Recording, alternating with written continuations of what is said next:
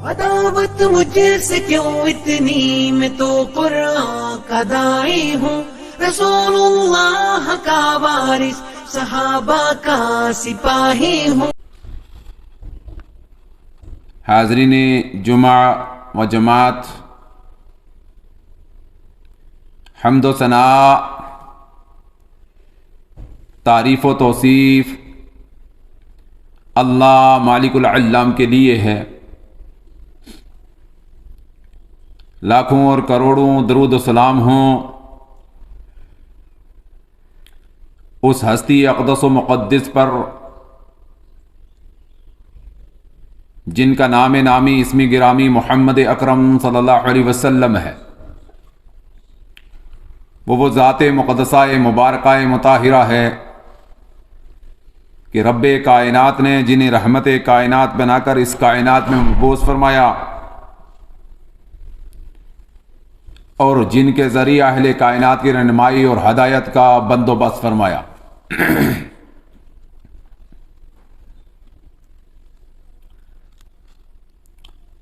برادران ملت اسلامیہ،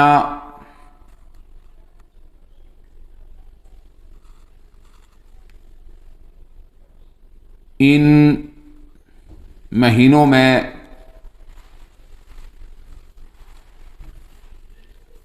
اکثر و بیشتر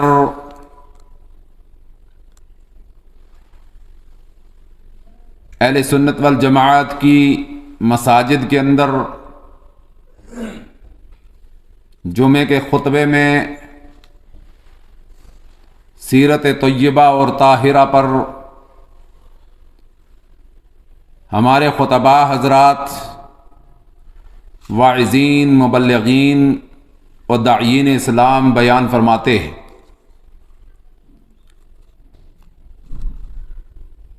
اور آپ کی اس جامع مسجد کے اندر، مسجد الفاروق عمر بن خطاب کے اندر، تسلسل کے ساتھ فضیلت الشیخ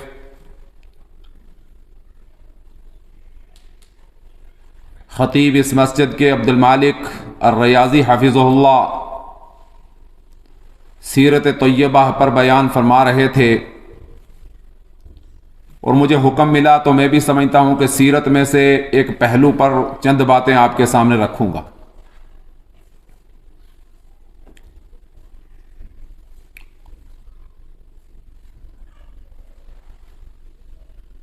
اور آج کا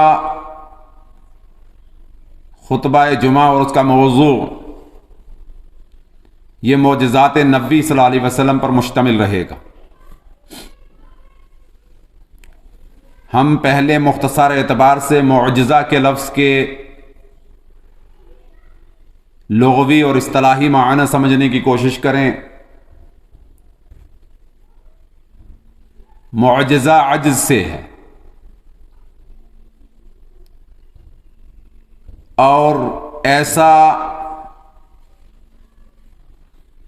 کام جو انسان کی عقل سے بالاتر ہو اور خود انسان اس کو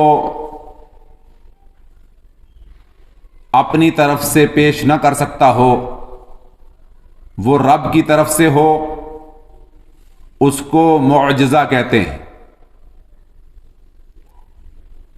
اور اللہ تعالیٰ نے اپنے انبیاء علیہ الصلاۃ والتسلیم کو معجزات سے نوازا ہے، اور ہر دور میں انبیاء علیہ الصلاۃ والتسلیم کو حالات کے اعتبار سے اللہ نے معجزات عطا کیے۔ جس طریقے سے حضرت موسیٰ علیہ نبینا علیہ الصلاۃ والتسلیم کو اللہ نے بے شمار معجزات سے نوازا، اور قرآن میں اللہ نے اس کو بیان فرمایا ہے۔ عیسیٰ علیہ نبینا علیہ الصلاۃ والتسلیم کو بے شمار معجزات سے نوازا، اور قرآن میں اللہ نے اس کو بیان فرمایا ہے۔ اور اسی طریقے سے اللہ کے نبی جناب محمد رسول اللہ صلی اللہ علیہ وسلم کو اللہ نے بیش بہا معجزات سے نوازا ہے۔ مختلف ادوار میں مصنفین اکرام اور محدثین اکرام نے جب اجماع معجزات کیا تو یہ سو اور ہزاروں میں مشتمل ہے کہ نبی علیہ السلام کے جو معجزات ہیں وہ سو کے اندر ہیں، ہزاروں کے اندر ہے. یعنی اتنے بڑے معجزے اللہ نے اپنے نبی جناب محمد رسول اللہ صلی اللہ علیہ وسلم کو عطا فرمائے. ان میں سے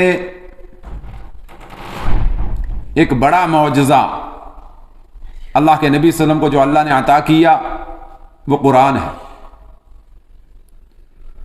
جو حی اور زندہ ہے اور الی یوم الدین قیامت تک اپنی چاشنی کے ساتھ اپنی اصل حالت میں قائم و دائم رہے گا، اور جس کی حفاظت کے متعلق اللہ نے خود ذمہ داری اٹھائی اور اسی ذمہ داری کی بنیاد پر بالکل مکمل موجود ہے. یہ معجزہ ہے، یہ اللہ کا وہ کلام ہے جو اللہ نے اپنے نبی جناب محمد رسول اللہ صلی اللہ علیہ وسلم کو عطا کیا، اور جس نے اول روز سے آج تک تعدی اور چیلنج کیا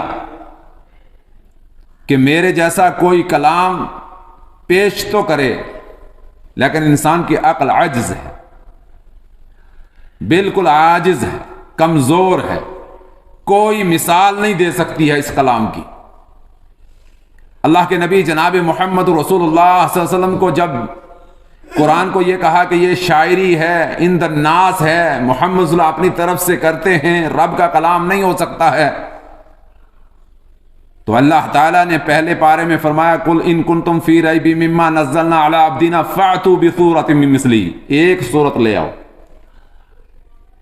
اور پھر سورت تمہیں اکیلے کو نہیں لانی ہے، جتنے تمہارے بہتر لوگ ہیں، علماء ہیں، مشائخ ہیں، جاننے والے ہیں، اچھے اور بہتر ہیں، ان سب کو بلا لو. اور پھر خود جواب دیا کہ تم ایسا کر نہیں سکتے، اس جیسی کوئی چیز لا ہی نہیں سکتے ہیں کیونکہ اللہ کی طرف سے ہے. اس کے الفاظ رب کی طرف سے، اس کا مفہوم رب کی طرف سے، اس کا بقا رب کی طرف سے، اور اس کا قائم و دائم رہنا یہ رب کی طرف سے ہے. ایک معجزہ اللہ نے اپنے نبی جناب محمد صلی اللہ علیہ وسلم کو یہ عطا کیا. مختلف ادوار آئے قرآن کے ختم کرنے کے، مختلف دور آئے رد و بدل کرنے کے، لوگ عاجز رہے. قرآن کے اصل کے اندر کوئی چیز شامل نہیں ہو سکی اور نہیں کر سکتا ہے. مفہومی اعتبار سے جب قرآن کو چینج کرنے کی کوشش کی لوگوں نے، الفاظی اعتبار سے چینج نہیں ہو سکتا تو مفہومی اعتبار سے چینج کریں، اور مختلف مفہوم نکالنے شروع کیے تو شریعت نے انکار کر دیا. شریعت نے کہا کہ یہ تو منصورہ ہے ہی نہیں ہے، کیونکہ اس کی توضیح عقلی نہیں ہو سکتی ہے، اور عقل کے اعتبار سے جنہوں نے قرآن کی تفسیر کی چاہے جتنی مرضی جلدوں کے اندر کر دی ہو، شریعت اسلامیہ نے اس کو انکار کر دیا. اور شریعت اسلامیہ نے کہا مختصر ہو، لیکن وہ ہو جو منصور ہو، جو نبی علیہ السلام نے تشریح کیا وہ ہو، صحابہ کی طرف سے ہو، جس کو صحابہ نے بیان کیا وہ ہو. تو یہی قرآن کا ایک بڑا اعجاز اور معجزہ ہے کہ اس کے اندر تبدیلی نہیں ہے. اور اس طریقے سے اللہ کے نبی صلی اللہ علیہ وسلم کو ان معجزات میں سے ایک بڑا معجزہ جو انسان کی عقل سے اس وقت بھی بالا تر تھا، آج بھی بالا تر ہے، اور الی یوم الدین قیامت تک بالا تر رہے گا. اتنی ایجادات آ گئیں، بڑی بڑی سواریاں، بڑے بڑے صاروخ، راکٹ، اتنے بڑے طیارے اور فضائی انداز، سب چیزیں ایجاد ہو گئی ہیں. لیکن محمد رسول اللہ صلی اللہ علیہ وسلم فداہ ابی و امی، میرے ماں باپ قربان جائیں آپ پر، وہ سفر معراج ویسا سفر کوئی نہیں ہو سکا، اور اتنا جلد بازی کا سفر کوئی نہیں ہو سکتا. یہ ایک معجزہ تھا جو انسان کی عقل سے بالا اور خود محمد رسول اللہ صلی اللہ علیہ وسلم کی طاقت سے بالا تھا. یہ رب کی طرف سے تھا. اس میں محمد رسول اللہ صلی اللہ علیہ وسلم کی ذاتی طاقت شامل نہیں تھی، رب کی طاقت شامل تھی. اور رب ہی نے اس کو جو ہے احسان کے اعتبار سے بیان فرمایا. سبحان الذی، پاک ہے وہ ذات، سبحان الذی، پاک ہے وہ ذات، تمام تر جتنے شرکا تم لاتے ہو سب سے پاک ہے. سبحان الذی اسری بعبدہ، جس نے سیر کرائی اپنے بندے کو، لے گیا جو اپنے بندے کو. لیلم من المسجد الحرام الی المسجد الحرام، لیلم کو نقرہ لایا گیا ہے. اور جتنے عربی کے جاننے والے لوگ ہیں اور عربی نطق و زبان سے واقف ہیں. نقرہ عامہ کے معنی میں چند کے معنی میں استعمال کرتے ہیں. سات تھوڑا قلیل کے لیے نقرہ آتا ہے. یہاں اللہ نے لیل کو اللیل نہیں لیلم رات کو نقرہ استعمال کیا ہے, اور نقرہ عامہ ہوتا ہے رات کے تھوڑے سے ٹکڑے میں. بیان فرمایا جاتا ہے کہ جب آپ نے سفر کیا, جس بستر سے آپ علیہ الصلوۃ والتسلیم اٹھ کر تشریف لے گئے تھے, واپس آئے ہوئے بستر ابھی گرم تھا. اس کے اندر یہ حرارت باقی تھی کہ یہاں کوئی سو کے اٹھا. یہ عقل سے والا. بڑے بڑے سفر ہو جاتے ہیں. اس وقت انسان کہتا تھا, کیونکہ سیر الابل تھی, مشی الاقدام تھا, پاؤں پہ چلنا تھا, یا کسی سواری پہ چلتے تھے, چار پیر والی سواری کسی جانور پر چلتے تھے, گھوڑے پہ چلتے تھے, اونٹ پر چلتے تھے, ہاتھی کا سفر ہوتا تھا, بڑا محدود انداز کا برد کے اعتبار سے ہوتا تھا, تھوڑا تھوڑا ہوتا تھا. یعنی یہاں سے چلے, آگے پڑاؤ ڈالا, پھر چلے پڑاؤ ڈالا, پھر چلے پڑاؤ ڈالا. لیکن آج کا سفر جو تسلسل کا سفر ہے, چند گھنٹوں میں یہاں سے آپ مکہ مکرمہ تک پہنچ جاتے ہیں, یہ بھی اس سے عاجز ہے. اسی کو معجزہ کہتے ہیں, کیونکہ اس کے اندر ایک تحدید ہے. زمینی اعتبار سے اتنا تیز ہو سکتا ہے موجود اعلیٰ, لیکن آسمانی اور ساتوں آسمان جس کے متعلق اللہ کے نبی جناب محمد رسول اللہ صلی اللہ علیہ وسلم نے فرمایا کہ ایک آسمان اور دوسرے آسمان کے درمیان میں اتنی ہی خلا اور اتنی چیز باقی ہے جتنے اس آسمان اور زمین اور آسمان کے درمیان میں باقی. اور کتنی بڑی باقی, کتنی بڑی دوری. اس کے اندر اس کو دہان, دوہیں کے مانند ہے, اتنا اونچا, اور اس میں مختصر سا جانا. یہ نبی علیہ الصلوۃ والتسلیم کا وہ معجزہ تھا جو کسی نبی کو حاصل نہیں ہوا.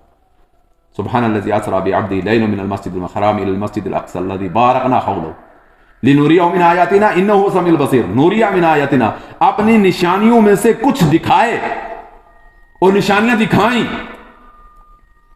اس زمینی جو یہ سفر ہوا, اس کے اندر جب آسمانی سفر ہوا اس کے اندر, اور جب جو ہے جنت کا سفر ہوا اس کے اندر, انسان کی عبرت کے لیے اللہ نے بے شمار نشانیاں دکھائیں, اور محمد صلی اللہ علیہ وسلم نے آ کر ان کو بیان کیا, اور ان میں ہمارے لیے عبرت باقی ہے, اس لیے بیان کیا.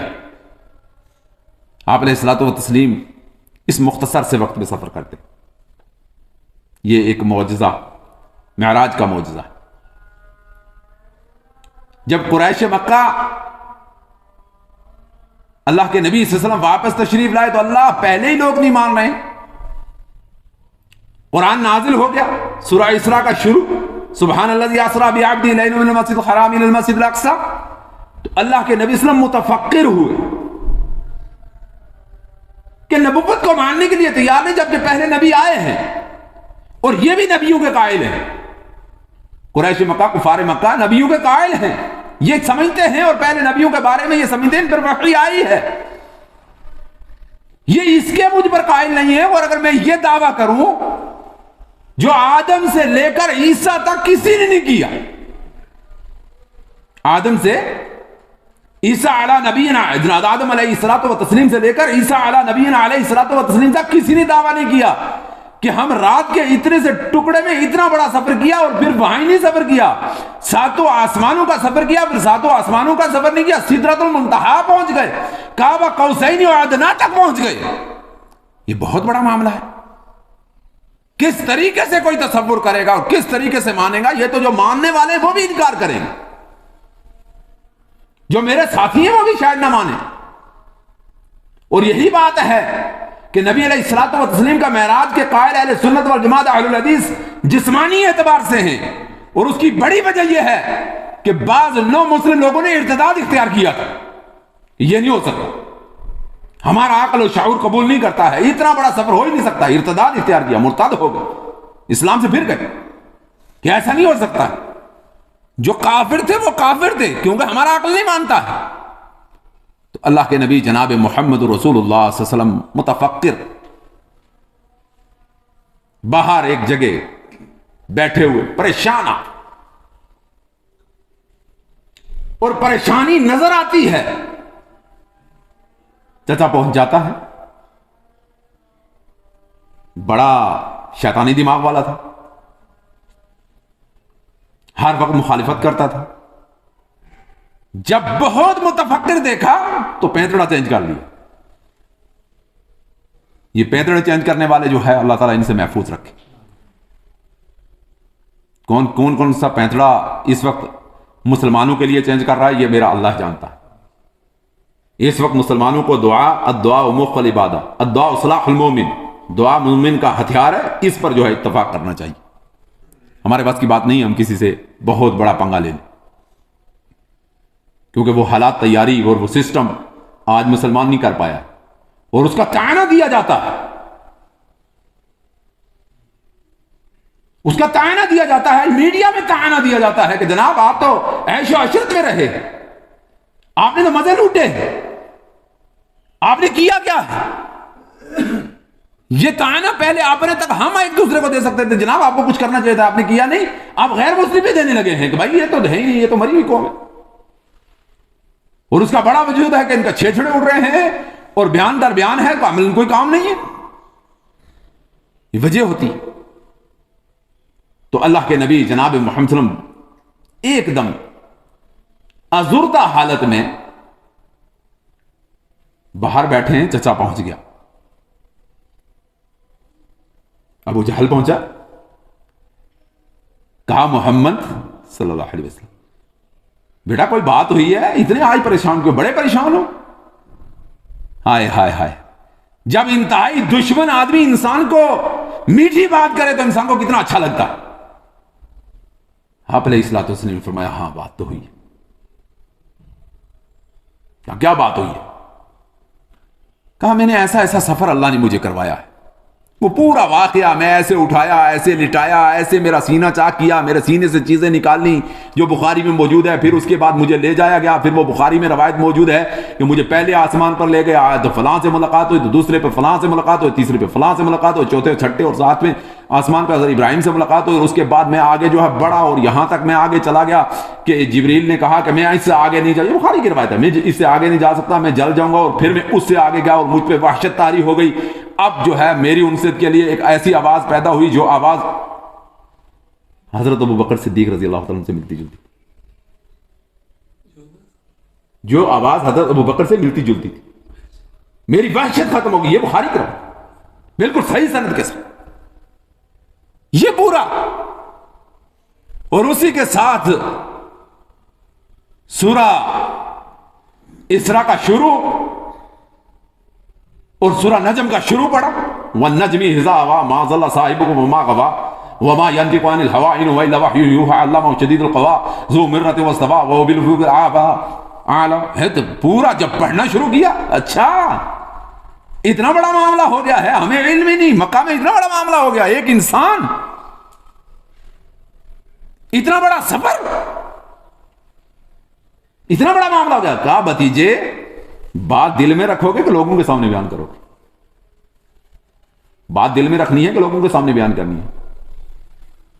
یہ لوگوں کے سامنے بیان کرو گے؟ کہا ہاں میں لوگوں کے سامنے بیان کروں گا. کہا پھر تم رک، میں لوگوں کو اکٹھا کروں. یقین کامل رکھا کہ لوگ مرتد ہو جائیں گے. آج لوگ مان لیں گے جو کہتے ہیں کہ یہ ساحر و مجنون ہے، نعوذ باللہ، حاشا وکاللہ، نقل کفر نباشر. آج تو معاملہ بن گیا. جس شخص سے سب سے پہلے ملاقات ہوتی ہے، اللہ اکبر اللہ اکبر، وہ ابو قحافہ کا بیٹا ہے، وہ ابو بکر صدیق ہے رضی اللہ تعالی عنہ. کہا ابو بکر بات سنو. کہا کیا ہوا؟ کہا تیرا ساتھی، صاحبوں کا تیرا ساتھی اس طریقے سے بیان کرتا ہے. کہا اللہ کے نبی یوں نہیں کہہ سکتے، نبی علیہ السلام یہ نہیں کہہ سکتے ہیں، میں نے اتنا بڑا سفر کیا، نبی نہیں کہہ سکتے. کہا نہیں، قسم کھایا رب اللہ رب کعبہ کے رب کی قسم ایسا ہی ہے. کہا اچھا. کہا اگر ایسا ہے تو آمنا وصدقنا، پھر میرا نبی جھوٹا نہیں کہہ سکتا. روایت بخاری میں ہے، ہم نہیں مانیں گے، ہمارے امام نے نہیں مانے. ہوگی صحیح، ہم تصور میں نہیں رکھتے ہیں. کیوں نہیں رکھتے ہیں جی؟ میرے مسلک میں نہیں ہے. کیا ہے؟ جنت کا متمنی ہے، بہت بڑا آدمی ہے، اہل علم ہے، بہت کچھ کہلاتا ہے اپنے آپ کو، مانتا کیوں نہیں ہے؟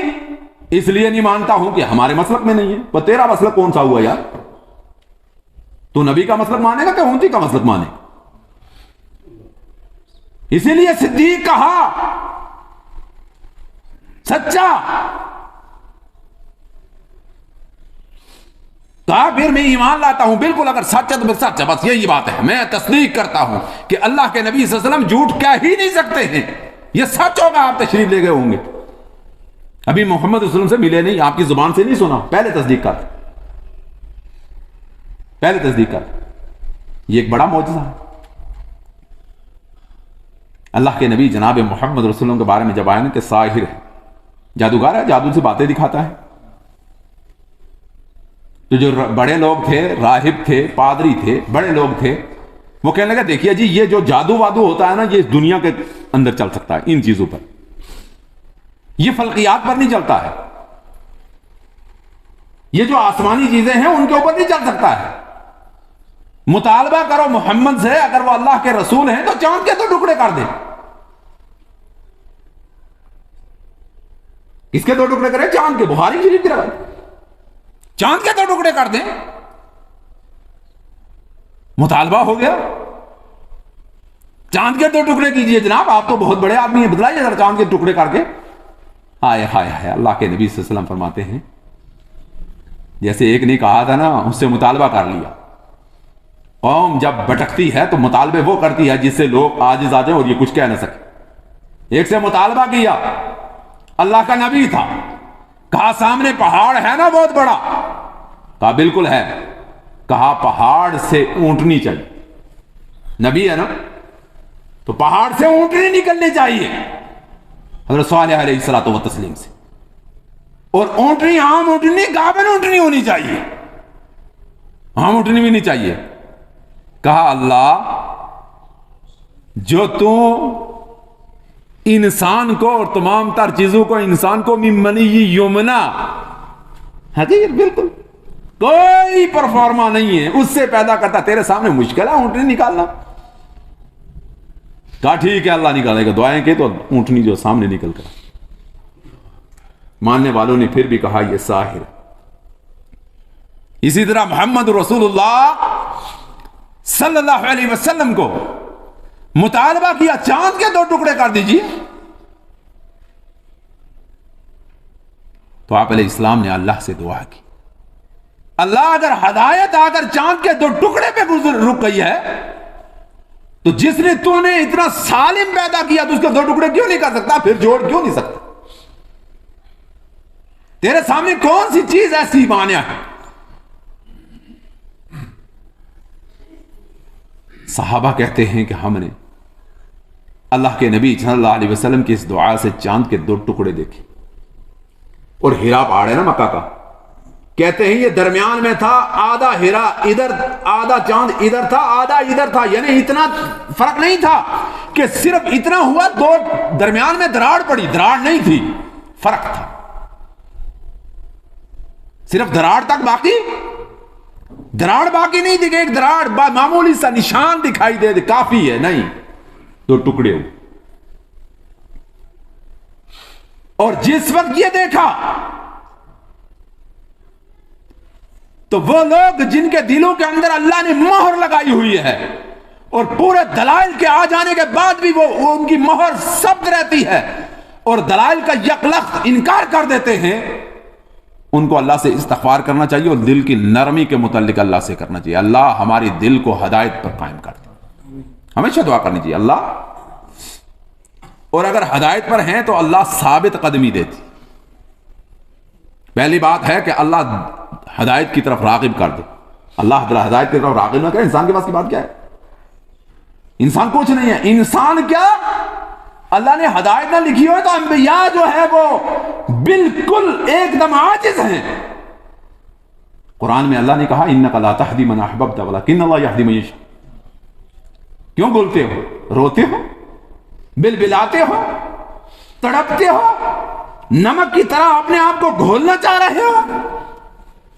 آپ کا کام تو پہنچانا ہے، قرآن نے کہا وما علینا الا البلاغ، ہم پر تو صرف کہنا ہے، لست علیہم بمسیطر، آپ کو ان پر تھانے دار بنا کر نہیں بھیجا، آپ تو سیدھے کہتے چلے جائیے، ہدایت ہمارے پاس ہے، جس کو ہم چاہیں گے اس کو ہدایت دیں گے، جس کو چاہیں گے اس کو ہدایت نہیں دیں گے، جس کو چاہیں گے تو ایسے خاندان اور ایسے نظام اور ایسے سسٹم اور ایسے طریقے کے اندر دے دیں گے کہ جہاں تصور بھی تباہ جو نہیں ہوگا، اور جس کو نہیں دیں گے اس کے سامنے بخاری کھلی رہے نہیں دیں گے، یہ ہمارے بس کی بات ہے، تمہارے بس کی بات نہیں، اس چیز کو ہم نے جو ہے رکھا ہے اپنے پاس، آپ کے پاس، آپ کا پاس کام کہنا، فوری طور پر انکار کیا، اور سورہ قمر کے اندر اللہ تعالیٰ نے شروع کی آیتوں میں اس کو بیان فرمایا کہ جب وہ کسی نشانی کو دیکھتے ہیں تو کہتے ہیں سحر مستمر ہے، یہ تو جادو ہے، ایسا ہو ہی نہیں سکتا ہے، اور اس طریقے کے اللہ کے نبی جناب محمد رسول اللہ صلی اللہ علیہ وسلم کے معجزات میں بے شمار معجزات، بے شمار معجزات ہیں اللہ کے نبی صلی اللہ علیہ وسلم کے۔ ایک یتیم باپ عبداللہ رضی اللہ تعالی، جلیل القدر صحابی ہے جابر بن عبداللہ رضی اللہ تعالیٰ عنہ، بڑے جلیل القدر صحابی، یہ عبداللہ رضی اللہ تعالیٰ عنہ غزوہ بدر کے اندر شہید ہو جاتے، اور شہادت کی موت سب سے زیادہ نعمت والی موت ہے، اللہ تعالیٰ ہر شخص کو شہادت کی موت عطا فرماتا ہے، یہ بہت بڑی نعمت، یہ سعادت زور بازو نیست، یہ اپنی طرف سے انسان نہیں پا سکتا ہے جب تک اللہ مقدر کے اندر نہ لکھے۔ بیٹا یتیم ہو گیا، باپ نے قرض لوگوں سے لیا ہوتا، قرض بھی غلے کے اعتبار سے لیا ہوتا، آئے ہائے ہائے، آج ہم جاتے ہیں، ٹٹولتے ہیں، دیکھتے ہیں، لاتے ہیں، کوالٹی پر رکھتے ہیں، پھر اس کے اندر دیکھتے ہیں کہ کون کون سی چیزیں ہیں، کون سی چیزیں نہیں ہیں، ان کو پیٹ بھر کر کھانے کے لیے نہیں ملتا تھا، لیکن دین کے داعی تھے، کھجوریں اتری کم آئی، قرض خواہ، حضرت عبداللہ، حضرت جابر رضی اللہ تعالیٰ عنہ کہتے ہیں میرا باپ تو وفات پا گیا ہے، اپنے دوسرے بھائی کی طرف نسبت کر کے کہا، ٹھیک ہے، کہا مصعب بن جابر رضی اللہ جو ہے وفات پا گئے، ٹھیک ہے، تو آپ جو ہے میرے اوپر رحم کیجئے، جو ہیں تھوڑی تھوڑی بانٹ کے لے لیجئے، باقیہ میں بعد میں ادا کروں گا۔ بوریاں لائی ہوئی، آدمی موجود، اور شدت و حدت بھی موجود، قرض خواہ جب سختی پر اتر آئے تو پتہ چل جاتا ہے انسان کو کیا معاملہ بنتا ہے، اللہ تعالیٰ کسی کو قرض کے اندر نہ مبتلا کرے، اسی لیے اللہ کے نبی جناب محمد رسول اللہ علیہ وسلم نے قرض سے پناہ طلب کی، اللہ تعالیٰ کسی کو مقروض نہ کرے، سختی ہوئی، یہ بھاگے ہوئے اللہ کے نبی جناب محمد رسول اللہ صلی اللہ علیہ وسلم، قربان جو اللہ کے نبی صلی اللہ علیہ وسلم تشریف لے گئے، کہا آقا میرے کھجوریں اتری ہیں، میرا باپ قرضدار تھا، کھجوریں بہت کم ہیں، میں دینے کے لیے تیار ہوں لیکن قرض خواہ ماننے کے لیے تیار نہیں، میں کہتا ہوں بانٹ کے تھوڑی تھوڑی لے لو، میرا معاملہ بن جائے، باقی بعد میں ادا کروں گا۔ اللہ کے نبی جناب محمد صلی اللہ علیہ وسلم نے جو حکمت بتلائی سب سے پہلے اس پر توجہ دیں گے، فرمایا جاؤ جا کے اجوا کا ڈھیر لگانا، پتا تھا کہ ان کے باغ میں اجوا کھجوریں ہوتی، ملانا نہیں، دھوکہ نہیں کرنا، اللہ کے نبی صلی اللہ علیہ وسلم نے فرمایا من غش فلیس منا، کاروبار کے اندر، سودے کے اندر دھوکہ نہیں ہونا چاہیے، کہا دھوکہ نہیں کرنا، اجوا کا ڈھیر الگ لگا دینا، دوسری کھجوروں کا الگ لگا دینا، جاؤ جا کے لگا دو ڈھیریں، یہ کیا ڈھیریں لگا کے لگانے کے بعد اللہ کے نبی جناب محمد رسول اللہ صلی اللہ علیہ وسلم، نبی رحمت وما ارسلناک الا رحمت للعالمین، آپ کو کائنات کے لیے سراپا رحمت بنا کر بھیجا تھا، آپ تشریف لے گئے، ڈھیروں کے درمیان میں بیٹھ گئے، بیٹھنے کے بعد فرمایا ان کو تم تول تول کے دینے لگ جاؤ، ماپ ماپ کے دینے لگ جاؤ، دو ماپ ماپ کے، دو بھائی ماپ ماپ کے دو، یہ ماپ ماپ کے جب دینے لگے وہ کہتے ہیں کہ ہم نے ناپ ناپ کے دینا شروع کر دیا لیکن ڈھیریوں کے اندر کمی واقع نہیں، ہماری وہیں موجود رہی، تمام قرض خواہ کی دے دی۔ یہ طعام کے لیے معجزہ تھا اللہ کے نبی جناب محمد رسول اللہ صلی اللہ علیہ وسلم، یہ بھی معجزہ تھا طعام کے اندر کہ اللہ کے نبی جناب محمد رسول اللہ صلی اللہ علیہ وسلم کو جب پتا چلا کہ مدینے کے اوپر اٹیک ہونے والا، حملہ ہونے والا ہے، تدبیر سوچی گئی، مشاورت منعقد کی گئی، آئیے بھائی بتلاؤ کیسے ڈیفنس کریں، کس طریقے سے اس معاملے سے لڑ لیں۔ سب جمع ہو گئے، جمع ہونے کے بعد ہر آدمی تدبیر بتلائی۔ حضرت سلمان فارسی رضی اللہ تعالیٰ فارس سے تھے، انہوں نے حکمت بتلائی کہ اللہ کے نبی صلی اللہ علیہ وسلم ہمیں پورے مدینے کے گرد و نواح جہاں سے اٹیک کرنے کا ہے، ایک ہم خندق کھودتے ہیں، سورہ احزاب کے نام سے خندق کھودیں۔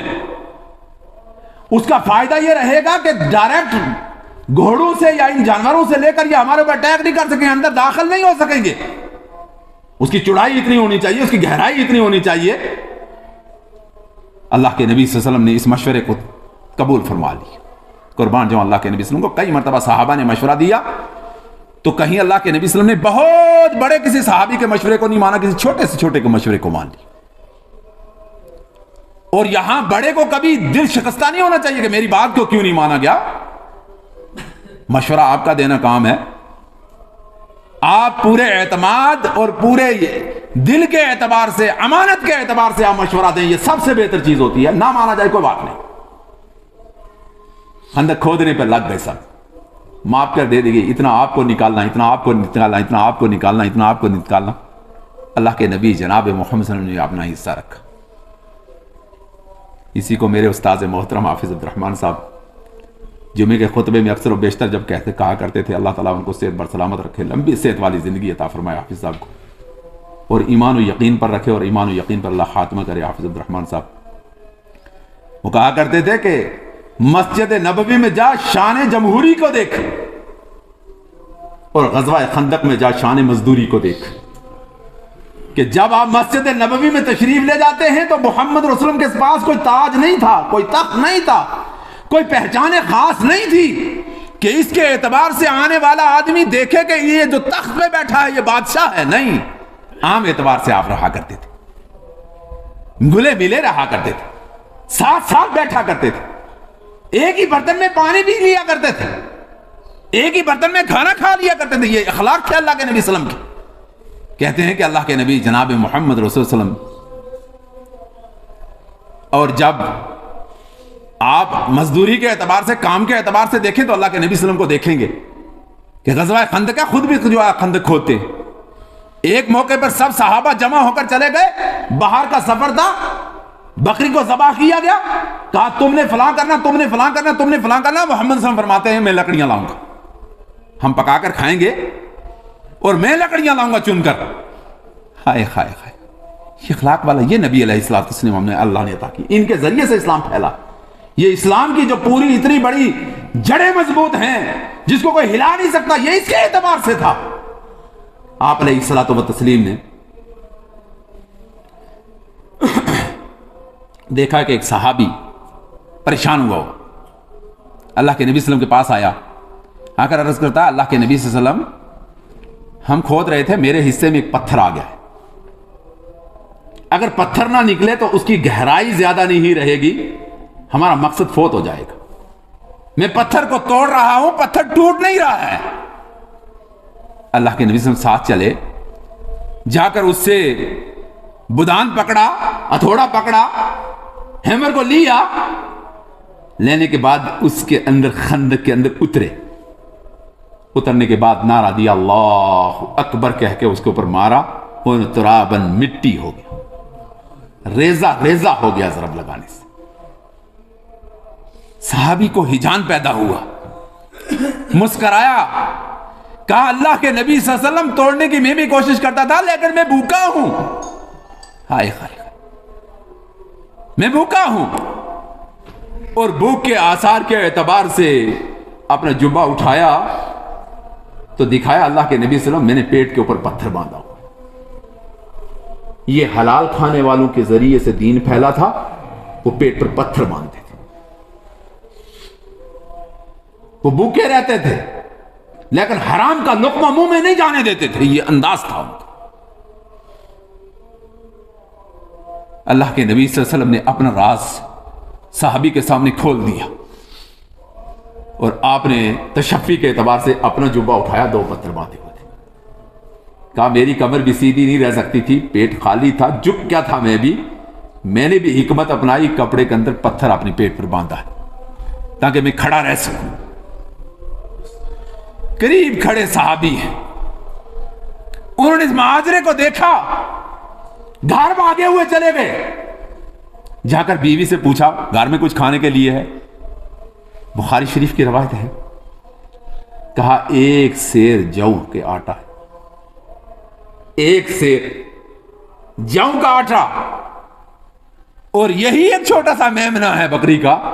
اگر حالت یہ ہے تو آج کے بعد اس بکری کے میمنے کو ہم نہیں کیا کرنا ہے، ذبح کیا گیا، آٹا گوندا گیا، گوشت چڑھ گیا، آ کر اللہ کے نبی صلی اللہ علیہ وسلم کو فرماتے ہیں، اللہ کے نبی صلی اللہ علیہ وسلم مستحق 8-10 آدمی کو آپ کہہ دیجیے، 8-10 آدمی، 10 آدمی چل کر تو کھانا کھا لیں، میرے پاس کھانے کا اتنا سا انتظام ہوا ہے۔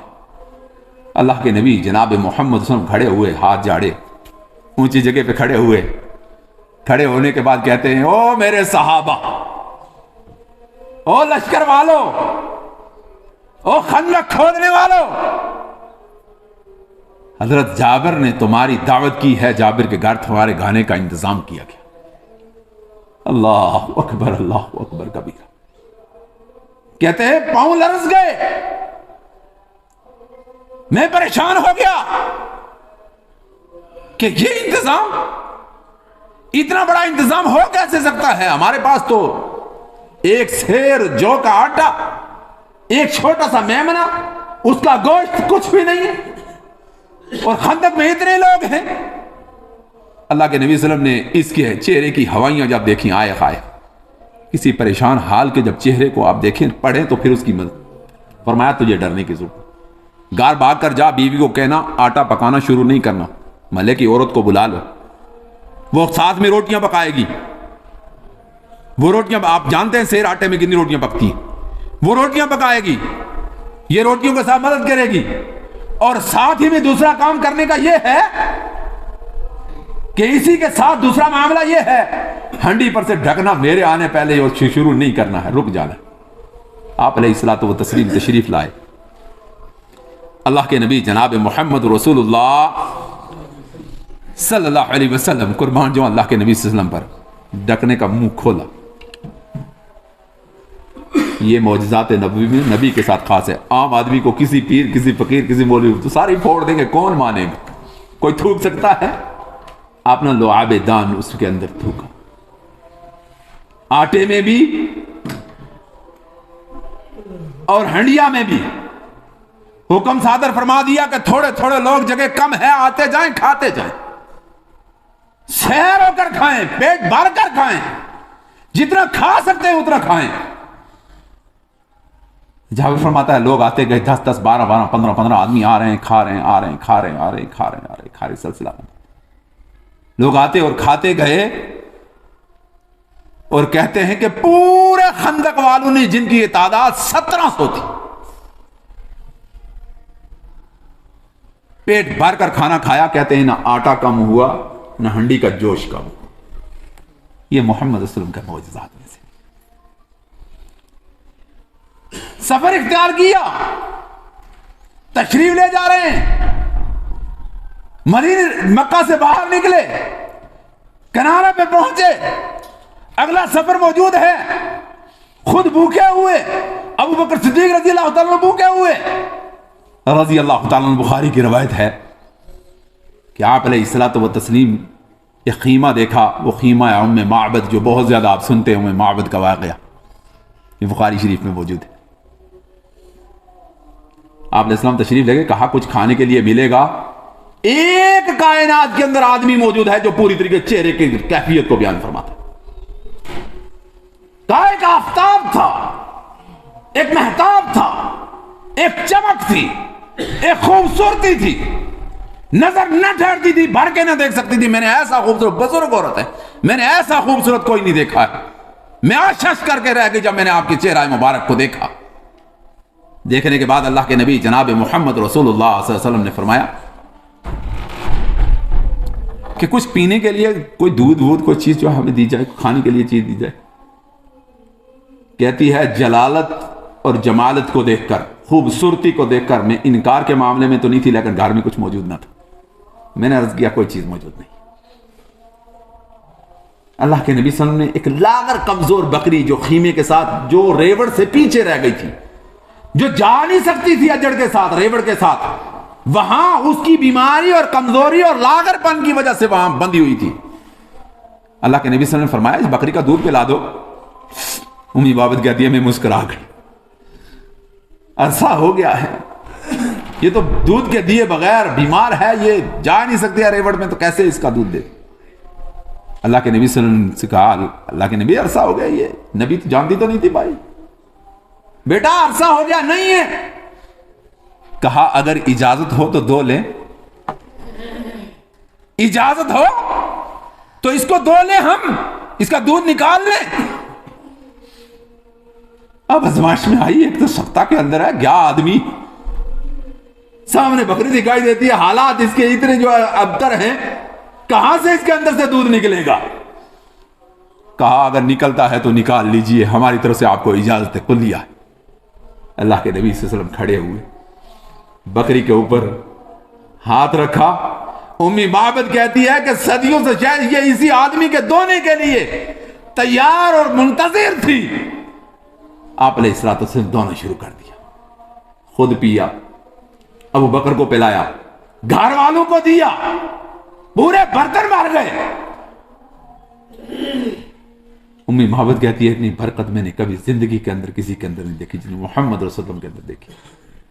یہ اللہ کے نبی اسلام کا انداز تھا، یہ معجزہ تھا، اور یہی معجزات آج سے ہیں کہ عقل سے بالا تر بات، اس کو معجزہ کہتے ہیں۔ یہ انبیاء کے ساتھ خاص ہیں، کسی خاص ہے، اور یہ نزل یہ اللہ کی طرف سے ہیں، اللہ کے اعتبار سے ہوتی ہیں۔ کسی آدمی کا ذاتی ایسی عادات نہیں ہوتی کہ وہ ہر وقت معجزہ دکھا لے، ایسا نہیں ہے قطعیہ طور پر۔ معجزہ انسان اپنی طرف سے دکھا لے ایسا نہیں، رب کی طرف سے۔ اللہ جس کے ہاتھ پر معجزہ اور کرامت نازل کرے وہی کر سکتا۔ یہ طریقہ تھا اللہ کے نبی جناب محمد رسول اللہ صلی اللہ علیہ وسلم کا۔ بڑی مشہور سنن حاکم کی روایت ہے، صحیح روایت ہے۔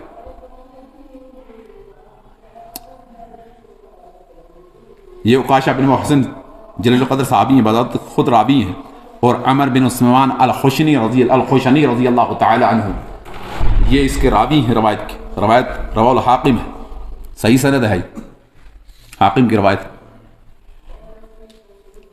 عکاشہ بن محسن جنگ میں لڑ رہے ہیں، جنگ میں لڑ رہے ہیں، لڑتے لڑتے تلوار ٹوٹ گئی، تلوار ٹوٹی، بے ہتھیار ہو گئے، بھاگے ہوئے پہنچے، اور آ کر دیکھتے ہیں کہ بھائی آپ کیا ہوئے، تلوار تو ٹوٹ گئی ہے، کوئی چیز میرے پاس موجود نہیں ہے کہ میں لڑوں۔ کہا آقا میری تلوار ٹوٹ گئی ہے، اب میں کیسے لڑوں گا، میرے لڑنے کا کوئی نظام باقی نہیں ہے۔ کہا کوئی نہیں ہے، ایک کھجور کی جھالر کی لکڑی لمبی سی پڑی ہوئی تھی، اللہ کے نبی صلی اللہ علیہ وسلم نے اٹھا کر ہاتھ میں دے دی، جاؤ اس سے لڑ۔ کھجور کی جھالر کی لکڑی اٹھا کے دے دی، کہا لڑو۔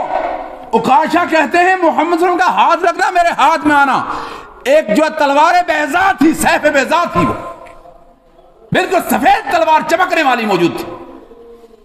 عکاشہ کی وفات تک وہ اثر عکاشہ رضی اللہ تعالی عکاشہ بن محسن کے پاس رہی، ان کی وفات تک ان کے پاس رہی ہے، نبی علیہ الصلوۃ والتسلیم کے معجزات خیہ میں سے موجود تھی۔ مشہور ہے ایک واقعہ، بڑا مشہور ہے، سراقہ بن مالک بن جوشم والا، صحیح واقعہ ہے، سراقہ بن مالک والا، یہ بھی بخاری کے اندر، بخاری کی روایت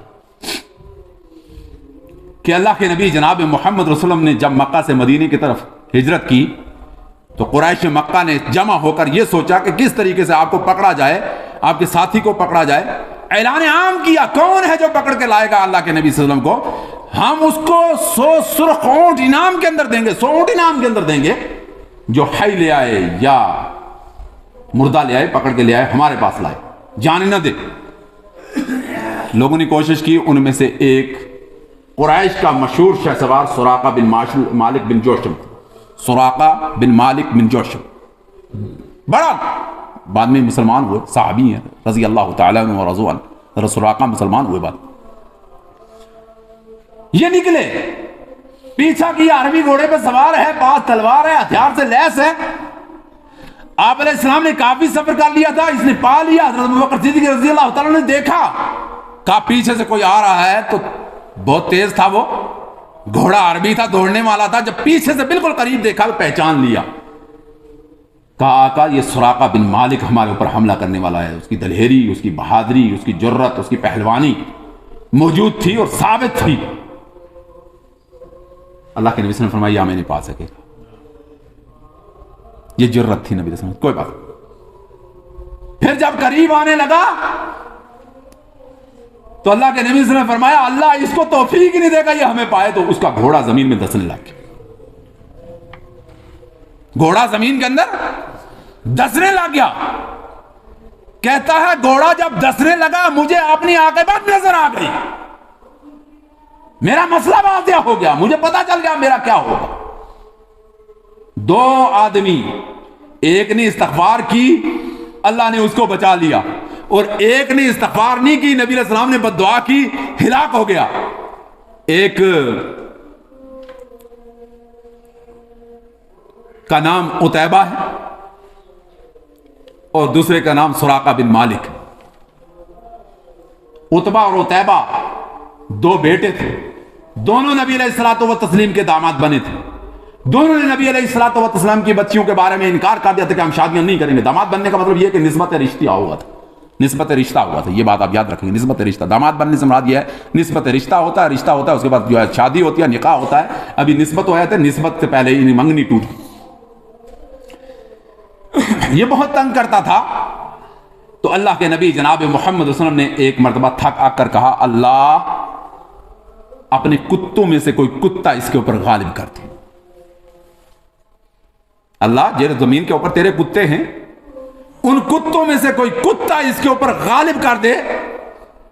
چند ہی دن بعد اس نے شام کا سفر کیا، شام کا سفر تھا، راستے کے اندر موجود تھے، ایک جگہ میں پہنچے ریگستان کے اندر، سب لوگ جمع ہوئے، اچانک شیر نمودار ہوتا ہے۔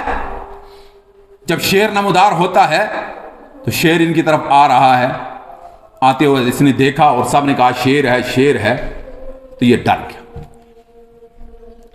اور اس نے کہا کہ مجھے محمد مدینے مکہ کے اندر بیٹھ کر بھی مجھے ہلاک کرے گا، آج میری ہلاکت کا وقت ہے، میں بچ نہیں سکوں گا۔ بد دعا قبول ہو گئی ہے محمد صلی اللہ علیہ وسلم کی میرے بارے میں، لیکن استغفار کر کے توبہ کر کے کلمہ نہیں پڑھا۔ لشکر والوں نے کہا ڈرنے کی ضرورت نہیں، کوئی بات نہیں، تمہیں ہم سنبھالیں گے۔ سب لوگوں نے اکٹھا کر کے درمیان میں سلایا، لشکر ادھر بھی سویا، وہ جتنے قافلہ تھا، لشکر سے مراد قافلہ، جتنا قافلہ تھا، قافلے والے ادھر بھی سوئے ادھر بھی سوئے، درمیان میں سلائے۔ سوتے ہوئے اچک کر شیر اس پر پڑا اور اٹھا کر لے گیا اور ہلاک کر دیا۔ یہاں سراقہ بن مالک کہتا ہے بن جوشم کہ مجھے یقین کامل ہو گیا کہ نبی علیہ السلام نے میرے لیے بد دعا کر دی ہے محمد نے صلی اللہ علیہ وسلم، اب میں بچ نہیں سکوں گا۔ پیچھے سے آواز دی ہو قافلے والوں رک جاؤ، میں تمہارے ساتھ کوئی لڑائی نہیں کروں گا، میری طرف سے تمہیں امان ہے، میرے لیے دعا کرو کہ میرا گھوڑا نکل جائے، دسنے سے میں بچ جاؤں۔ آپ علیہ السلام نے دعا کی، گھوڑا نکلا۔ سراقہ بن مالک قریب آیا، قریب آ کر کہا میں یقین ہو گیا کہ آپ نبی ہیں، میں آپ پر ابھی اسلام قبول نہیں کروں گا، لیکن مجھے یقین ہے آپ مکہ سے نکل رہے ہیں، مکہ پر آپ دوبارہ غالب ہوں گے۔ غالب ہوتے ہوئے مجھے ڈر ہے کہ اس وقت مجھے کوئی امان نہیں دے گا، آپ میرے لیے امان لکھ کر دیں۔ اللہ کے نبی صلی اللہ علیہ وسلم نے فرمایا تجھے امان ہے، ابو بکر کو فرمایا لکھ کے دو۔ یہاں ہی اللہ کے نبی صلی اللہ علیہ وسلم نے فرمایا سراقہ ایک بات اور کی خوشخبری دیتا ہوں، دیکھ یہ یقین تھا، ہو اگر ذوق یقین پیدا تو کٹ سکتی ہیں زنجیریں، ذوق یقین پیدا ہیں، وہ ایمان پیدا ہو نا، جو ابراہیم علیہ نبینا علیہ الصلوۃ والتسلیم کا ایمان تھا، تو آج بھی تیری نصرت کو ملائکے اتر سکتے، آج بھی اتر سکتے. یہ یقین تھا اللہ کے نبی صلی اللہ علیہ وسلم. کاسرا بس بات ختم کرتا ہوں. کاسرا کا ایک بات دوسری بتا رہا ہوں. کہا کیا ہے؟ کہا بات یہ ہے کہ قیصر و قسرا کے بادشاہوں کے کنگن میں تیرے بازوں کے اندر دیکھتا ہوں. قیصر و قسرا فتح ہوگا اور اس کے کنگن تیرے جو ہے اس میں دیکھ رہا ہوں. قیصر و قسرا فتح ہوا، حضرت عمر فاروق رضی اللہ تعالیٰ کے دور کے اندر بلایا گیا، آئے، مسئلہ بیان کیا، کہا میں جانتا ہوں اللہ کے نبی صلی اللہ علیہ وسلم فرمایا مرد کے لیے سونا اور چاندی پہننا، وہ سونا پہننا ناجائز ہے، لیکن اللہ کے نبی صلی اللہ علیہ وسلم کی پیشن گائی پیر کرنے کے لیے تو آگے کر، یہ اس بادشاہ کے کنگن آئے میں تیرے ہاتھ میں پہن کر جو اتارتا ہوں. یہ نبی علیہ الصلوۃ والتسلیم کے معجزات ہیں. اللہ تعالیٰ ان معجزات پر عمل کرنے کی توفیق بخشے. اور انہی میں سے آج بھی مومنوں کے لیے ایک معجزہ یہ ہو سکتا ہے کہ یہ مومن سب کے سب اللہ کے سامنے گریہ زاری کر کے موحد ہو کر اللہ سے دعا کریں. انشاءاللہ ان کی نصرت و مدد ہو سکتی ہے، اور نصرت و مدد کے لیے اللہ کی طرف راغب ہونے کی ضرورت ہے. بارک اللہ لنا و لکم فی القرآن العظیم ونفعني وإياكم بآياته